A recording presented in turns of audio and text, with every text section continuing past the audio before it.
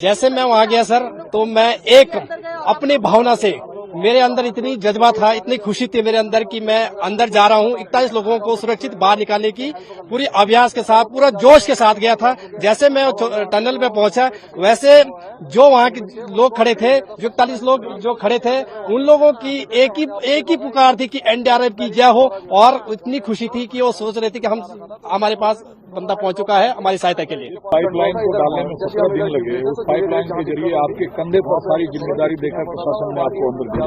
Sir कितना दबाव था आपके ऊपर या बिल्कुल नहीं था? सर इतना दबाव नहीं था, क्योंकि हमारा ये क्या है, ट्रेनिंग का पार्ट है सर। हम ट्रेनिंग के दौरान हमें सिखाया जाता है कि ट्रंच के अंदर कैसे जाना है, क्रोलिंग करके कैसे जाना, अपनी सेफ्टी की। हमें कोई डिफिकल्टी नहीं लगा सर। जैसे मैं अंदर गया सर, सबसे पहले तो हल्का फुल्का डिफिकल्ट था, लेकिन मुझे एक जज्बा, एक जोश के साथ जो ट्रेनिंग मैंने की प्राप्त की थी, जो हमने ट्रेनिंग के दौरान अपनी ट्रेनिंग प्राप्त की, उसके दौरान मुझे कोई महसूस नहीं हुआ इतना। ऑपरेशन सफल हो चुका है सर। दुनिया सिर्फ भारत में सर देखेगी समझेगी सर। उसमें एनडीआरएफ के रोल की चर्चा होगी, क्योंकि उस सुरंगनुमा पाइप से एनडीआरएफ के लोग ही सबसे पहले मजदूर तक पहुंचे सर और उन्हें सकुशल बाहर लाए सर। किन्हीं को खरोंच तक नहीं आई। तो एनडीआरएफ अपने इस सफर को कैसे दुनिया को बताना चाहेगा? मनमोहन सिंह रावत। एनडीआरएफ सर एक अपने में बहुत बड़ा हुआ है। हमें ट्रेनिंग सिखाई जाती है सर, आपदा के दौरान कैसे कैसे एक्टिविट करना है, रेस्क्यू के दौरान ये हमें ट्रेनिंग के दौरान हमें सिखाया जाता है। हम सर एक साथ में 3 लोग गए थे। कौन कौन? मैं गया था, सचिन गया था, जो मेरा सहायक है सचिन, और विनोद और प्रदीप। विनोद जी से मैंने बात की। तो आप 3 लोग एक साथ पहले गए? जी सर। उसके बाद फिर और लोग गए? उसके बाद सर हमारे साथ बीच में हमारे साथ एसडीआरएफ के रेस्क्यूअर भी थे सर। तो सबसे पहले किन मजदूर भाई को आपने रेस्क्यू किया, उठाया? सबसे पहले सर जो वहाँ ज्यादा जो एज के थे, उनको सबसे पहले हमने रेस्क्यू किया सर।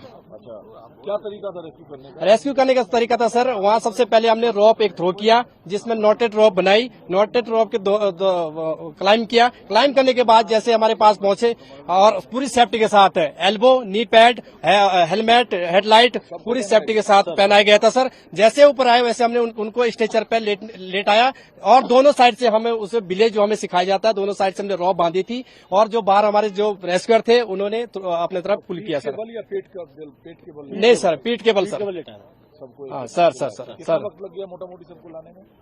सर 1.5 घंटा सर। 1.5 घंटे में उन्होंने सब कर लिया। जी सर। कैसे अपने एक्सपीरियंस को ब्रीफ करेंगे? मैं सर एनडीआरएफ में आया था, तो ये सोच के आया कि आईटीबी से डेपुटेशन आए, तो हमारे जो एनडीआरएफ का रेस्क्यू था हमारे डीजी श्री अतुल करवार के निगरानी में, और हमारे कमांडेंट श्री दलाल साहब के उसमें था देख रेख में, और हमारे जो कमांडेंट सर है और जो हमारे डीजी सर है, डीआई सर है, सबने काफी मोटिवेट किया था।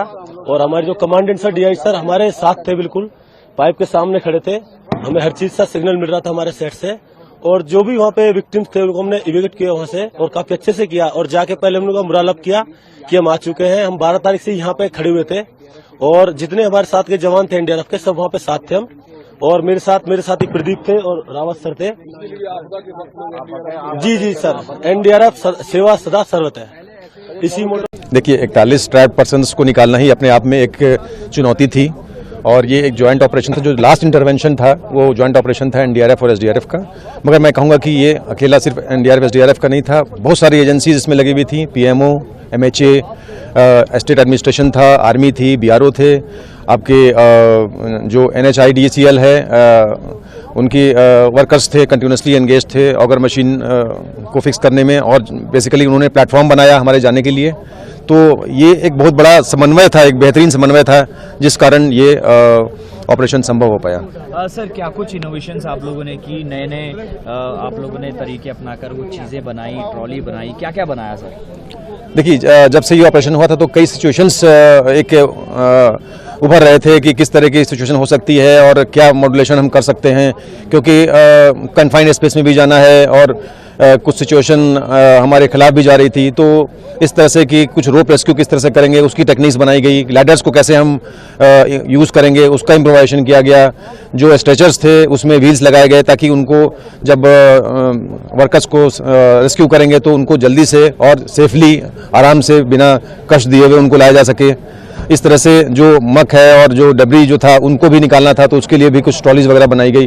तो इस तरह से कई तरह के इनोवेशंस किए गए जो कामयाब हुए, सभी कामयाब हुए।